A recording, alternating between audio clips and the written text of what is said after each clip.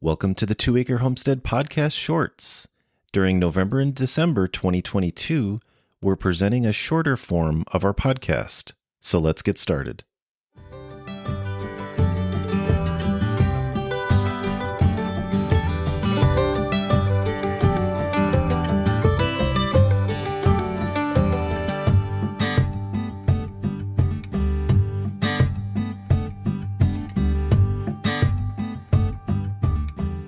Welcome to the 2 Acre Homestead Podcast. I'm your host, Lisa.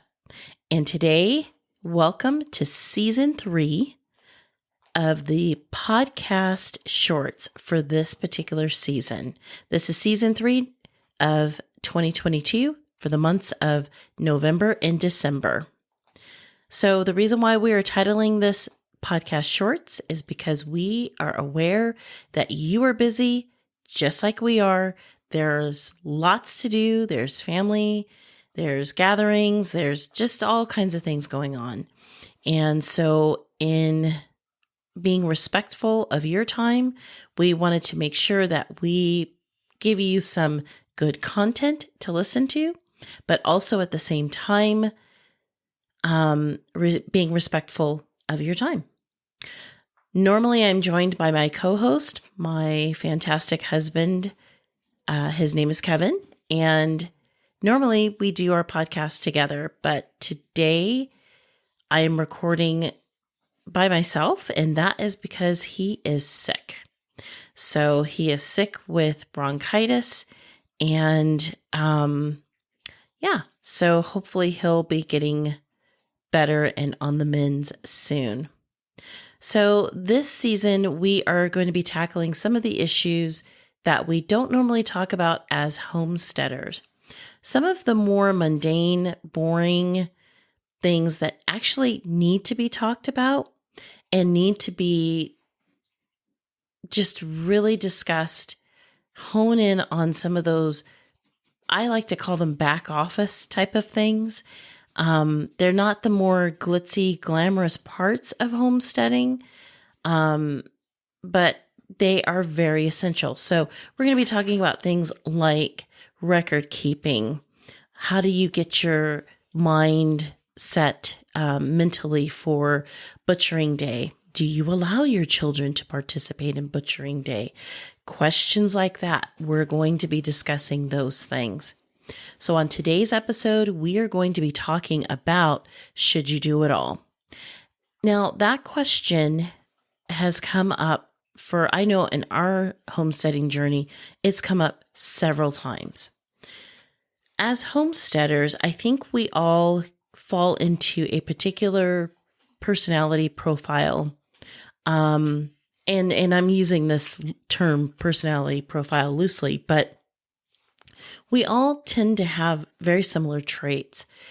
We're not afraid of hard work. We see value in hard work. We are not afraid to go against what is considered normal for whatever that's worth. And we're not afraid to fail. You cannot be missing any of those qualities and not continue to be a homesteader. Because, like, for example, if you are afraid to fail and you fail flat on your face and you don't do something again, that's likely going to be a skill set that you're never going to learn because you're just too, you don't have the tenacity to follow through with, to keep trying this particular thing, whatever the thing is. But there's a tenacity there. You have to have that. So the reason why I am bringing this up as far as some of the qualities that you have to have as a homesteader is one of the other qualities that most of us who homestead have is we all love learning. We're always learning new things. And that's because it's just the nature of homesteading. There's always something to learn. You're never going to know it all. And you're just never going to know it all, ever. There's too much to learn.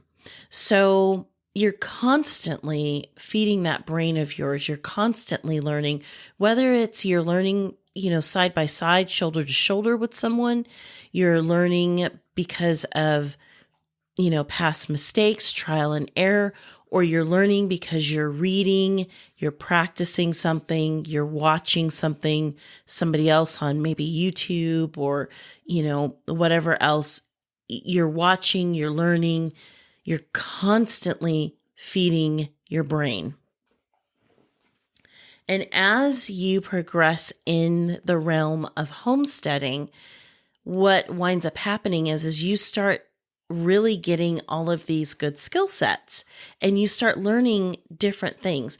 I'm just going to use the example of bread baking just to kind of help you understand. So, you're a brand new homesteader. You start learning how to make bread from scratch. And this is a skill that has served you. You're doing it. And then you kind of get busy. And then something happens and you forget, oh no, I need to feed my sourdough starter. It's been like 3 weeks and there's this black sludge on my sourdough starter. And life kind of it catches up to you. And what winds up happening is you forget to feed the sourdough starter dies. You're not interested in making bread, not because you don't want to, but because maybe it's just too busy for you at that particular point in time. That is not the season of life for you to be in the kitchen making bread all the time. Maybe, and that could be various reasons. I know for me that happened when I became a mom. When I first became a mom, I just did not have the mental bandwidth to handle, here's a new baby and I've got to make bread and I've got, my gardens, crops, things, I've got all this stuff to do. And now I've got an infant. It was overwhelming for me. So there were some things I know for myself personally at that point in time, that season of life, I couldn't do some of the skills that I really had perfected over the years. So this happens to everybody. But what winds up happening, and this can really trip a person up when you are, especially those of you who are new to homesteading, what can happen is as you're learning all of these skills, you think, okay, I've got to make bread. I have to make bread every single day. And now I have a dairy animal. I've got to milk every single day. And I've got to, every time you learn a new skill, you're trying to practice this skill and do the skill all the time, no matter what season you are in life. And I'm here to tell you, take a deep breath and remember it's okay. You don't have to do all of the things to be or to consider yourself a homesteader. You don't have to milk the dairy cow, make the bread, make the butter, make the cheese, butcher the hog, make the bacon, make the prosciutto, cook from scratch, make, all of the pasta from scratch, grow your own wheat. You don't have to do that. And frankly, our ancestors did not do that. When, the women, when they had, babies, the community pitched in where there were gaps where maybe, the mom or the father or whatever, they didn't have the ability to do something because of whatever was going on in their life. The community pitched in. So we live in a fantastic time, an interesting time in history where if you, let's say, going back to the example of bread, you just, you just don't have the ability to make your bread from scratch anymore because you just need a break because of the season of life that you're in at that particular point in time. Well, guess what? You can go to the store. Guess what? You can communicate with other people in either your immediate community or your virtual community, and you can obtain the things that you need to fill in those gaps. Just because you need to take a break from a skill set that you've learned doesn't make you any less of a homesteader. It makes you human. And the positive side of this is you have the skill set. Because I know for myself, going back to the example, and this is just one of many examples, but the example of making bread, for me, I took a break. When my son was born, I just did not, both of my kids, those immediate times, I just didn't have it in me to do something as simple as baking bread because it was just too jarring. I was focused on my child.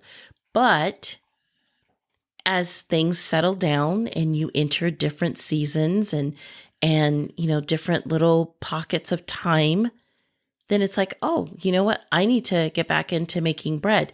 Well, guess what? Because you already have honed that skill, you've already learned that skill, your ability to get back in the saddle, in air quotes, back in the saddle again and go ahead and go back to doing that skill that you've learned.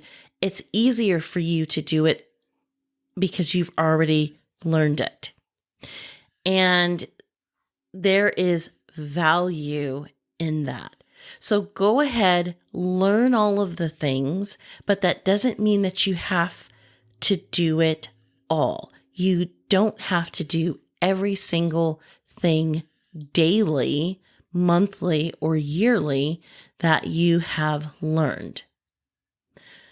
So I hope that this particular episode kind of helps you to, like I said, just take a deep breath. It's okay if you need to take some time off from doing a specific skill that you have learned. It's okay. You're human. And that's really what I'm hoping that this episode helps all of us, because we can be our worst critic and we need somebody to kind of cheer us on and say, it's okay, you can do this and you can come back to this at any given time, because guess what? You've got the skill set for it. So that's it from me today. So the next episode, we are going to be talking about getting ourselves mentally ready for butchering day and answering the question, do you allow your children to participate in butchering day? Should you? So that's it from all of us here. So from all of us here at our homestead to wherever you are in the world, happy homesteading and be safe out there.